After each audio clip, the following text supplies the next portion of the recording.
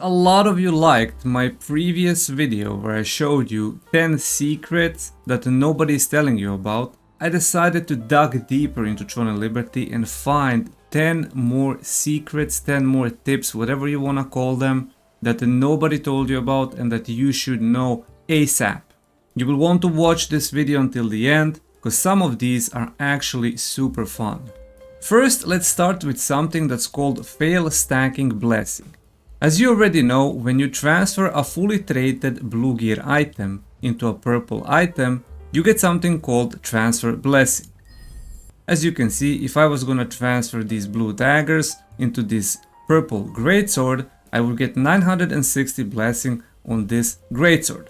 I already explained that before, you already know how this works, so I'm not gonna bother you too much with this. You can also do it with a purple item where a fully traded +9 purple gear item is going to give double the amount of transfer blessing. But that's not the only blessing that you can get. You can infinitely stack these blessings as long as the RNG is not in your favor. Let me show you exactly how you can do that. For example, I have this Carnix netherbow that I'm currently using. And as you can see, it has critical hit chance on it and it has 2 shitty traits. Now why did I unlock 2 shitty traits on it? Because I wanted to fail stack blessing on this gear item because I don't want to play Carnix bow in my build. Instead, I'm going to craft 2 black bow and then I'm going to transfer all of these traits and all of this blessing into a 2 black bow. So how does fail stacking blessing actually work? First, you'll want to go into an auction house, find your weapon and find your gear piece, whatever you're trying to do it. It works literally on blue, purple, on any gear item you want to do it. For example, I already had critical hit chance, so I didn't need to buy these, but I unlocked undead bonus damage and health regen because they're super cheap.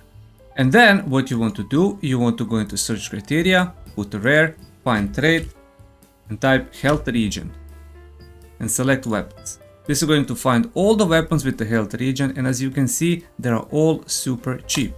We're gonna buy 5 of them, so I'm going to demonstrate how fail stacking actually works. We're gonna select the bow, and here are all the 5 weapons with the health regen. Now, when you transfer a blue item into a purple, you have 10% chance. If I was to use blessing, it would consume some of that blessing and it's gonna give me 100%. That's why stacking blessing is important. But you do not want this to succeed, because as long as it doesn't succeed, you can infinitely spam this as long as you have some loosened, and you can actually stack the blessing super high. As you can see, I have already stacked 1168 blessing from these 2 traits. So let me demonstrate it. Fail number 1, fail number 2, fail number 3, fail number 4, and fail number 5. And now my blessing is 1368. And now you see how you can infinitely do this as long as this doesn't hit 4 out of 4 and as long as you don't accidentally succeed with 10% chance.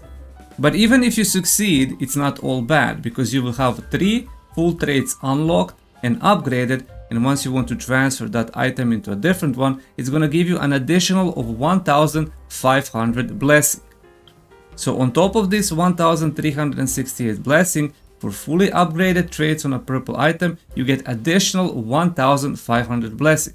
And just to show you how much blessing it actually is going to be, and when clicking on the Carnix bow, you see that I can transfer 2088 blessing. I keep the +9 level, and I get 2088 blessing on the new weapon. Another great thing about fail stacking blessing. Now, for example, if I wanted to 100% have a chance of success of this critical hit chance with a blue item, and your gear item already has a shit trait that you don't want to use, you can fail stack blessing with the shit trait, and then once you accumulate 500 blessing, you can simply go into critical hit chance or whatever trait you want to do.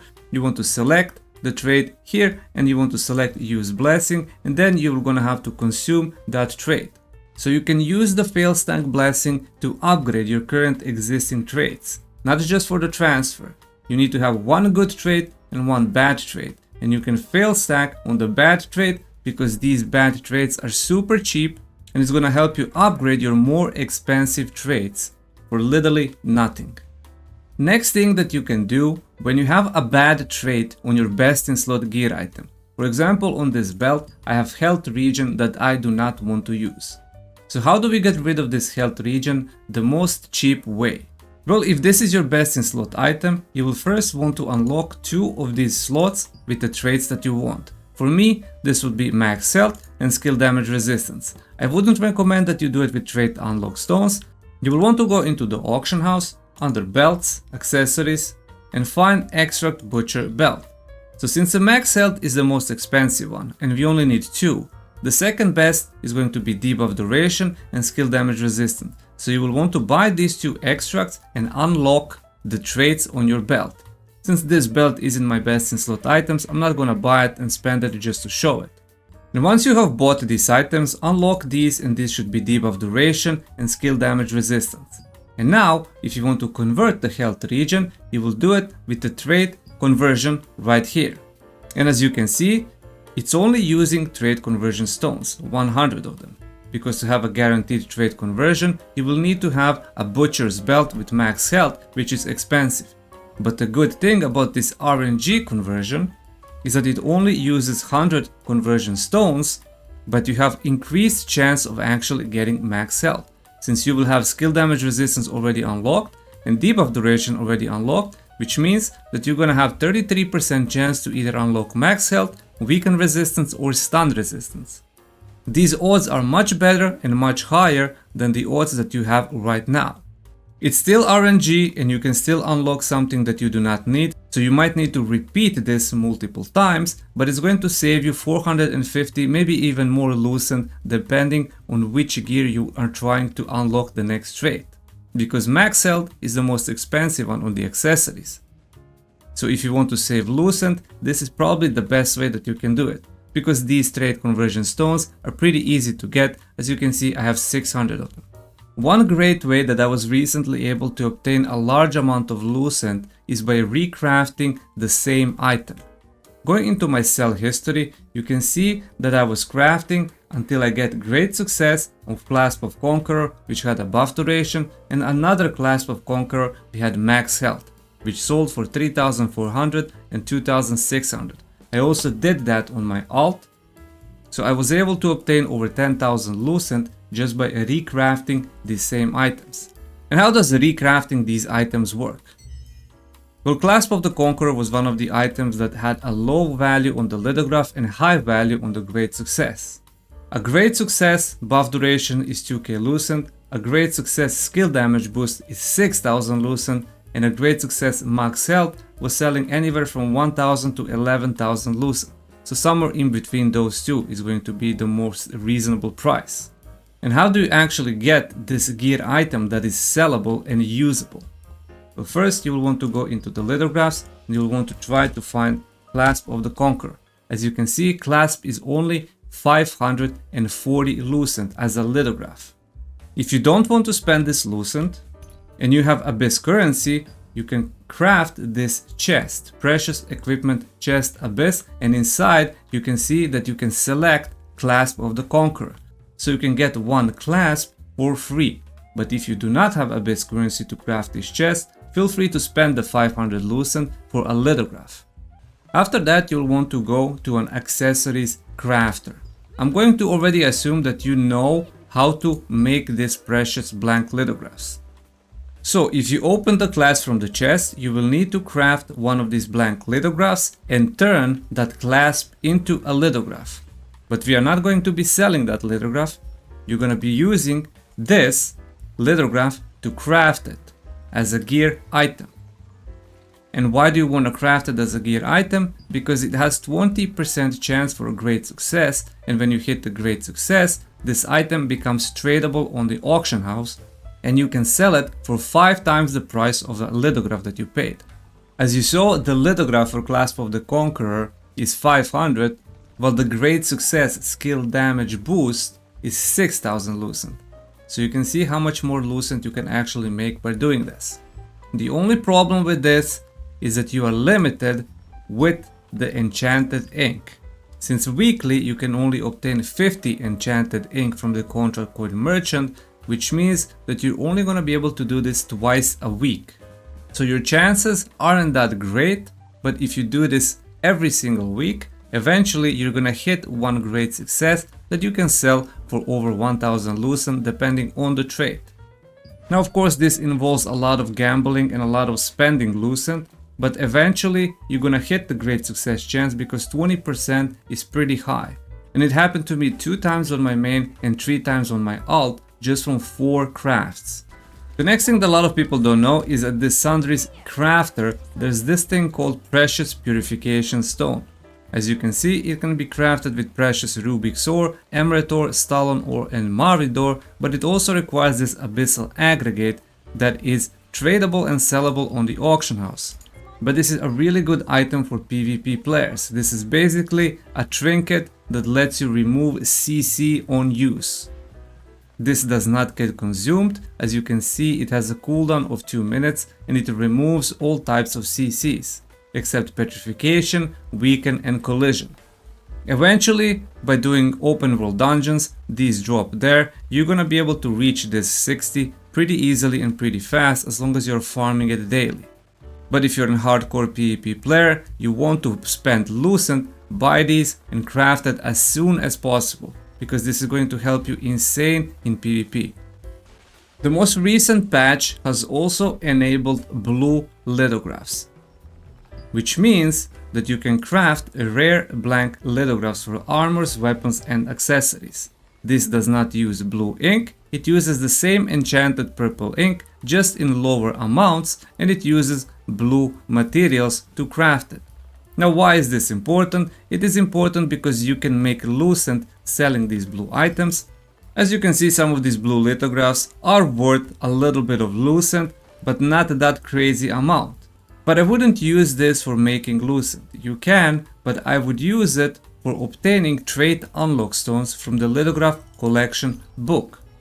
Since you can now actually obtain blue lithographs and you can easily craft the same blue gear, I would personally use it to try to get this resistance collections done, because you can get 25, 25, 25, 25.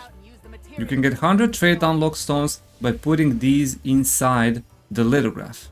And all of these are easily obtainable by just going into the lithographs, finding it, and as you can see, for this heroic garb of resistance, you would need to put these 4 blue chests inside.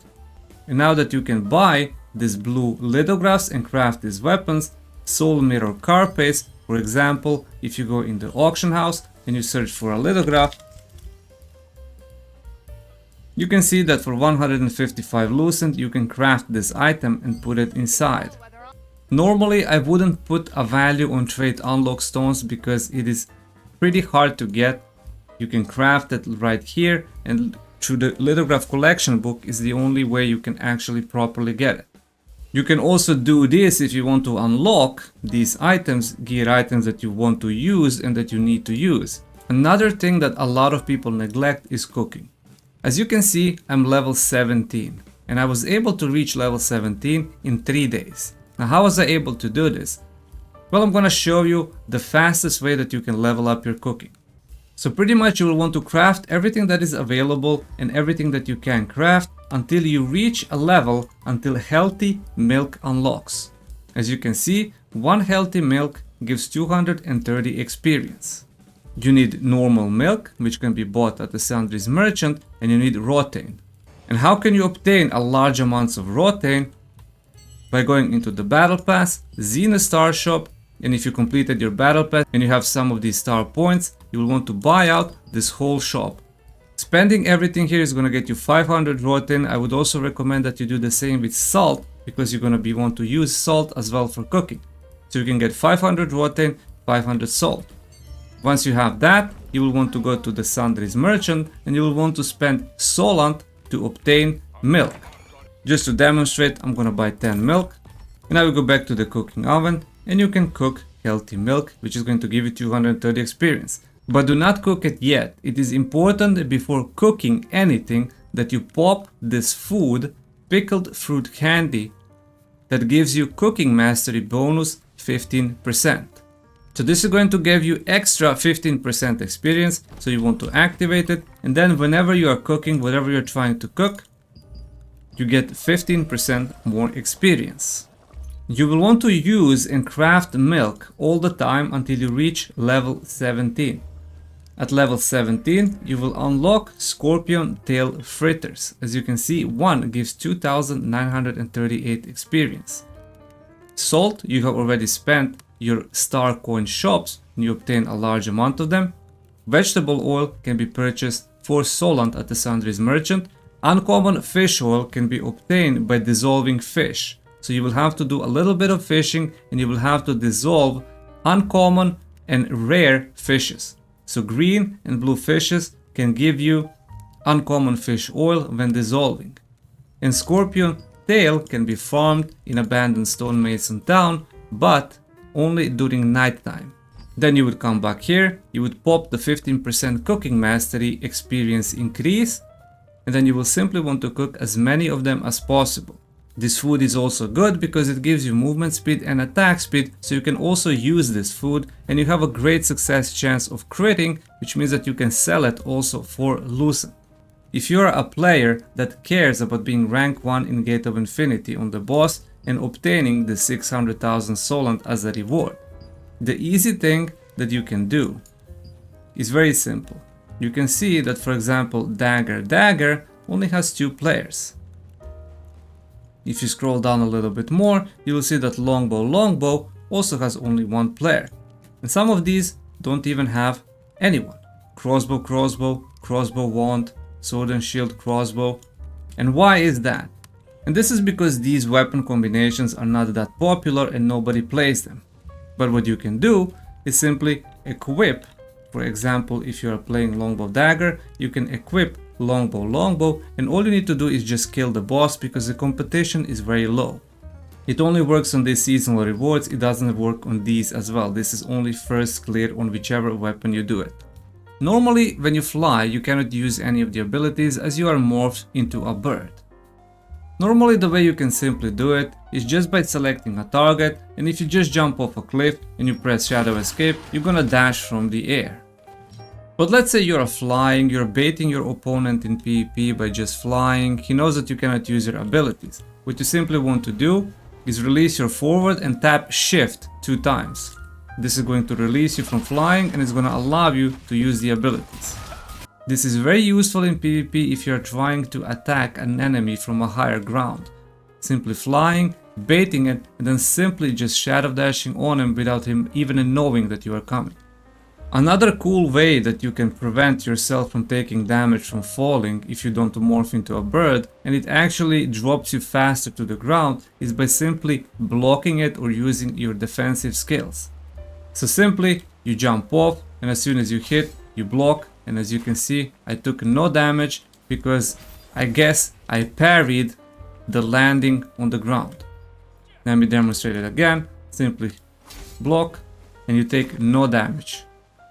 Normally I would take half HP damage there, but this is actually faster way to land from a higher ground than actually doing morphing this and then landing like this, and then you still have animation of transferring from a flying bird into a human, and it puts you in a disadvantage if you are in PvP.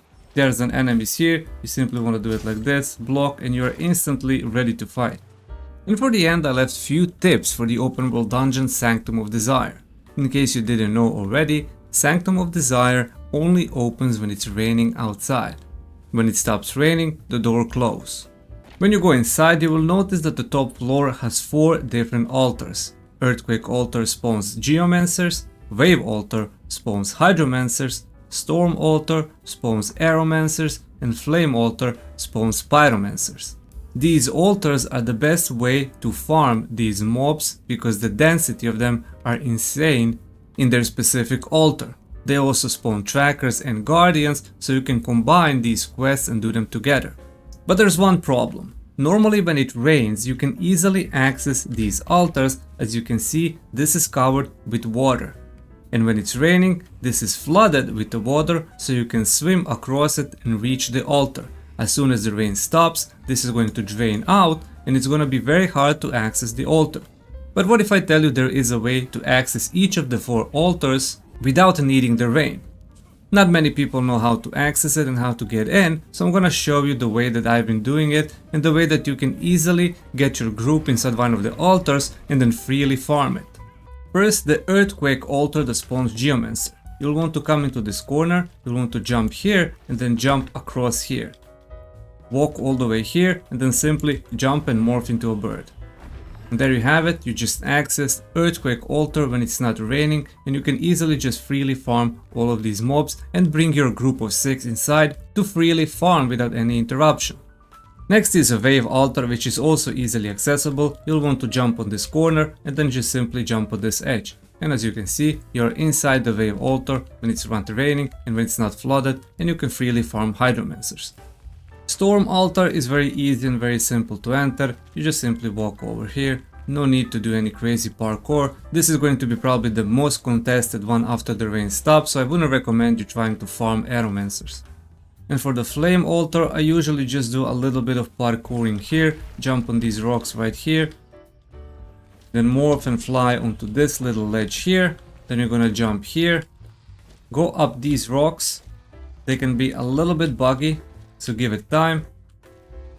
Jump all the way up here until you reach this, walk around it, and just simply morph and fly inside the flame altar.